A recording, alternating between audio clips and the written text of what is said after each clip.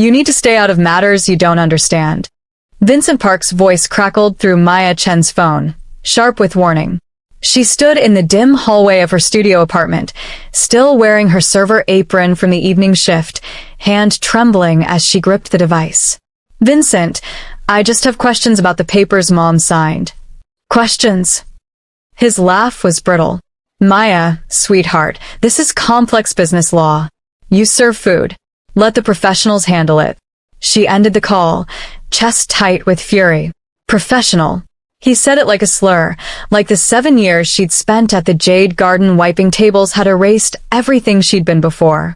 Like her unfinished master's degree in corporate finance had simply evaporated the moment she put on an apron to care for her mother. But Vincent Park had made a fatal miscalculation.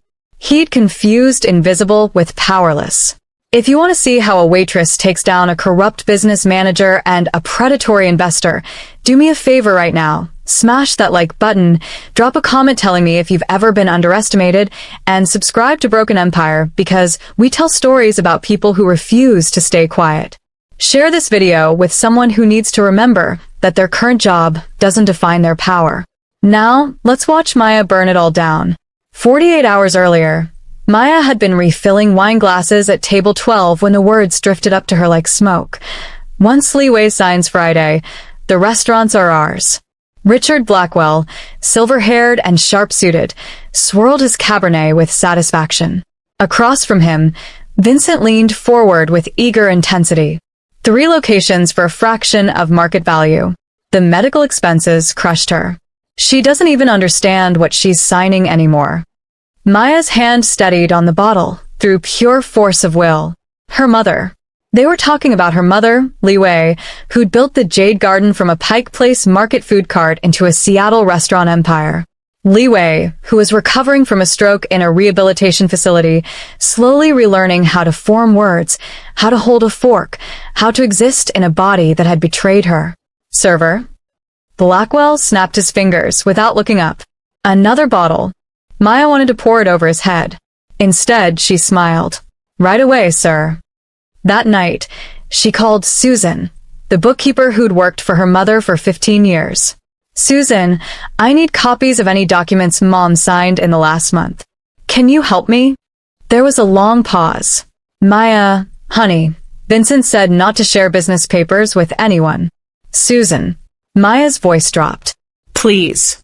Something's wrong. Another pause. Then, come by tomorrow before your shift. Quickly. At midnight, Maya sat cross-legged on her apartment floor, surrounded by documents that made her blood run cold. A debt consolidation agreement that was actually a complete ownership transfer.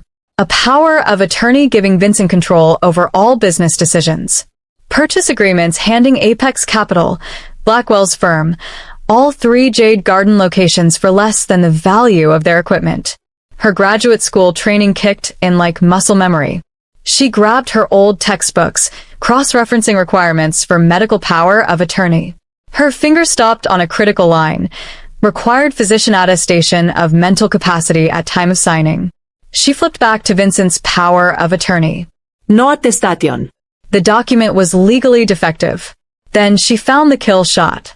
Buried in the 1998 partnership agreement, a buy-sell clause her mother had insisted on with her original business partner. Any sale or transfer of ownership must first be offered to family members at fair market value. Maya herself held the right of first refusal. Vincent's entire scheme had simply ignored it, betting no one would look, no one would know, no one would care. He'd bet wrong. Maya called Elizabeth Rodriguez at 7 in the morning. They'd been in the same graduate program before Maya had to leave, before her mother's stroke had rewritten her entire life. Elizabeth had gone on to become an attorney specializing in elder financial abuse. Liz, I think someone's stealing my mother's restaurants. They met at a coffee shop, 2 hours later. Elizabeth's face darkened as she reviewed the documents. This is predatory, Maya. They exploited your mother's vulnerability. But these defects you found, we can fight this. We have until Friday. Tomorrow. Elizabeth looked up sharply. That's not much time. It's enough. Maya's voice was steel. What do I need to do? That evening, Blackwell returned to the Jade Garden with Vincent, already celebrating their victory. Maya watched them settle at their usual table, laughing, ordering expensive whiskey. She picked up the bottle personally. "Gentlemen." She poured with practiced precision. "Congratulations on acquiring the restaurants. Though I was curious, did my mother's attorney contact you about the family right of first refusal? I thought those had to be processed before ownership transfers." Vincent's glass stopped halfway to his lips. Blackwell's eyes narrowed. "What are you talking about?" Maya kept her expression blank, professional. "Oh, I might have misunderstood the paperwork. I'll bring your steaks." She walked away feeling Vincent's stare drilling into her back. Her phone exploded with calls 10 minutes later. She ignored all of them. Then came the voicemail, Vincent's voice tight with barely controlled rage. "You need to stay out of matters you don't understand. This is business, Maya. Real business. Don't make this complicated." The second voicemail came an hour later. His tone shifted to false warmth. "Maya, sweetheart, I think we should talk. Tomorrow morning? I can explain everything about your mother's situation. She wanted to protect you from all this stress." Maya texted back, "Working breakfast shift. Saw the..." She wasn't working the breakfast shift. Friday morning, Maya walked into Apex Capital's downtown offices wearing her old Navy interview suit from graduate school. Elizabeth beside her carried a leather folder thick with documents.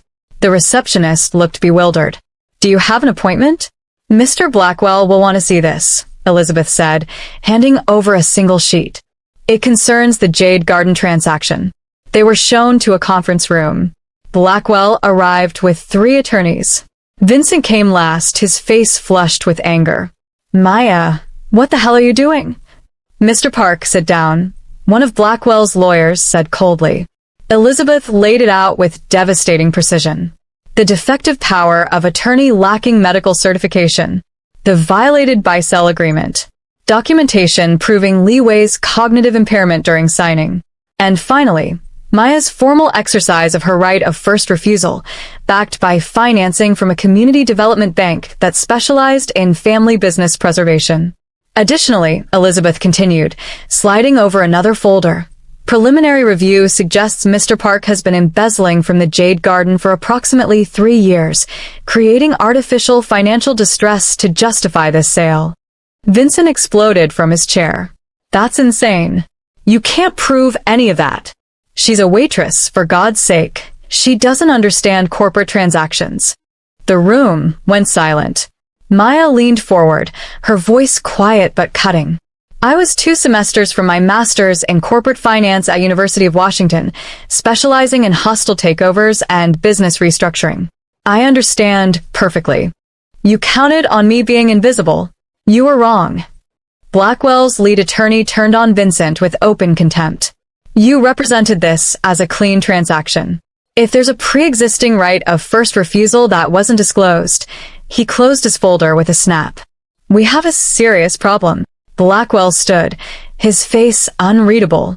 "Maya, Elizabeth, give us 30 minutes. 25 minutes later, Apex Capital withdrew completely. Vincent was terminated and escorted from the building by security. The forensic audit Maya had suggested uncovered $340,000 in systematic theft, fake vendor invoices, inflated expense reports, forged signatures. 6 months later, Maya stood in the Jade Garden's kitchen during the dinner rush, reviewing supplier contracts on her tablet while simultaneously expediting orders. She'd restructured the entire operation, implemented profit sharing for long-term employees, and was finishing her degree online, 1 course at a time. Li Wei sat at the corner table she claimed every Friday, moving slower than before but stronger every week. She watched her daughter move between the front of the house and the back office with seamless confidence. When the rush ended, Maya sat down across from her mother. Li Wei reached out with trembling fingers and gripped Maya's hand. "I knew," she said in Mandarin, her speech still slightly slurred but clear enough. "I always knew you were stronger than anyone saw." Maya felt tears prick her eyes. "You taught me, Mom. You taught me everything that mattered." She looked around the restaurant. At the staff who now had real stakes in the business, at the customers who knew her story, at the empire that had almost been stolen but now stood stronger than ever. Being underestimated had given her the space to learn every weakness in Vincent's plan, to move invisibly until the moment she struck. The invisibility had been her weapon all along. So here's what I want to know. Have you ever been dismissed because of your job, your age, your appearance, only to prove everyone spectacularly wrong? Drop your story in the comments, because I want to hear it. If this video fires you up, hit that like button hard. Subscribe to Broken Empire for more stories about people who refuse to be counted out, and share this with someone who needs to remember that being underestimated is temporary, but proving doubters wrong is forever. Should Maya open a fourth location, or sell the business at its peak? Tell me what you think.